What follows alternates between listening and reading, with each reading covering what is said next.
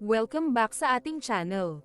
Naranasan mo na bang magising mula sa isang panaginip tungkol sa isang libing at nagtaka kung ano ang ibig sabihin nito?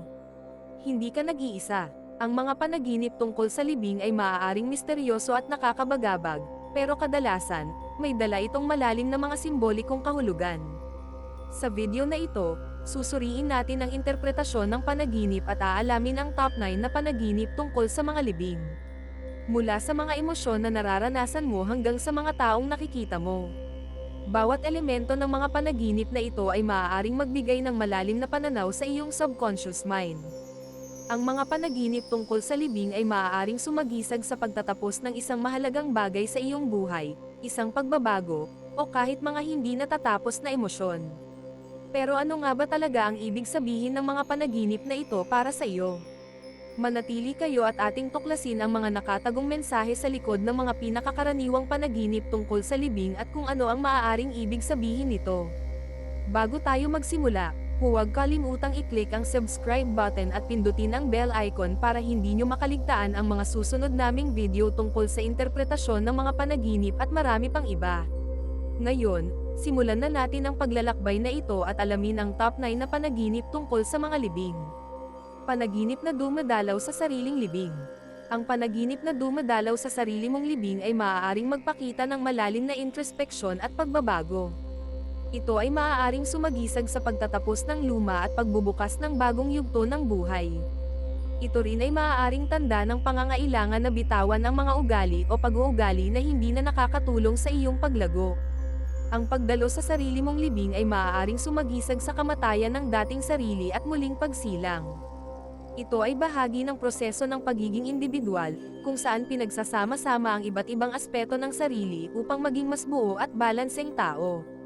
Ang eksena ng libing ay maaaring mga hulugan ng pangangailangan na harapin ang takot sa kamatayan at mapagtanto ang halaga ng kasalukuyang sandali. Ito ay maaaring magpakita ng pananaw na ang kamatayan ay isang bahagi ng transisyon at hindi katapusan. Ito ay nagbibigay inspirasyon na pahalagahan ang buhay at ang mga bagong simula. Panaginip na dumadalaw sa libing ng isang mahal sa buhay.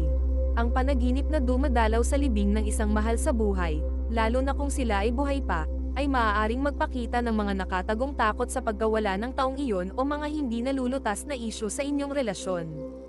Ito ay maaaring sumagisag sa hindi malayang nararamdaman ng pagkakasala o takot. Ang eksena ng libing ay maaaring sumagisag sa pagbabago sa inyong relasyon.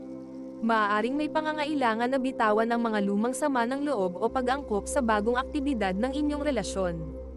Ang mahal sa buhay sa panaginip ay maaaring kumatawan sa bahagi ng sarili mo na nauugnay sa kanila.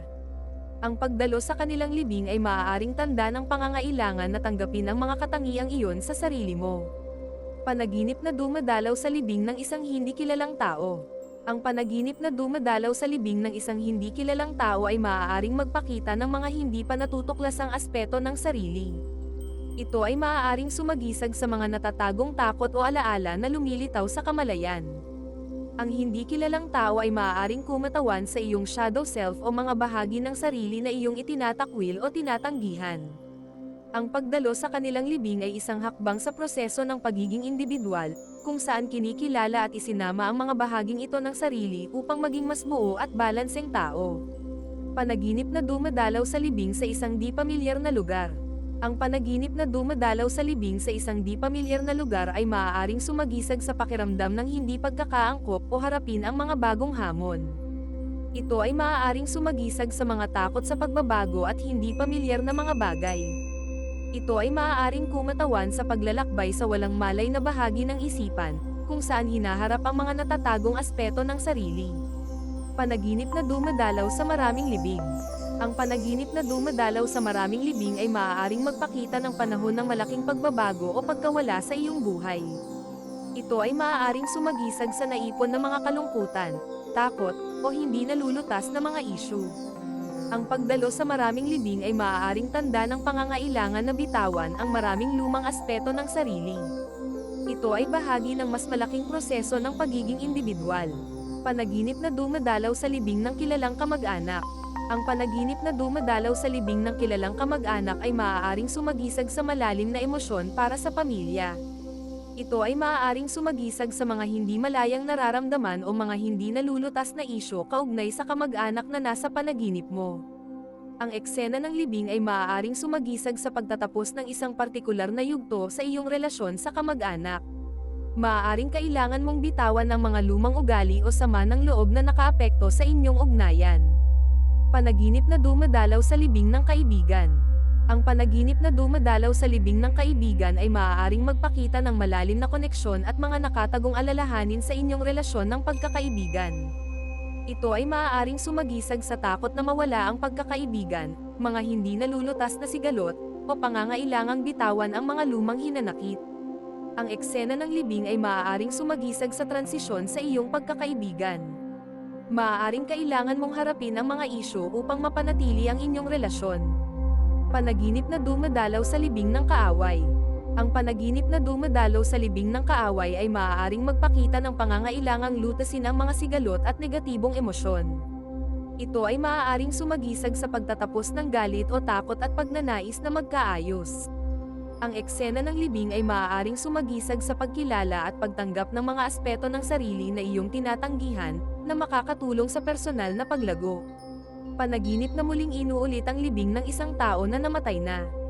Ang panaginip na muling inuulit ang libing ng isang tao na namatay na ay maaaring magpakita ng hindi pa natatapos na pagluluksa at pangangailangan ng saradong damdamin.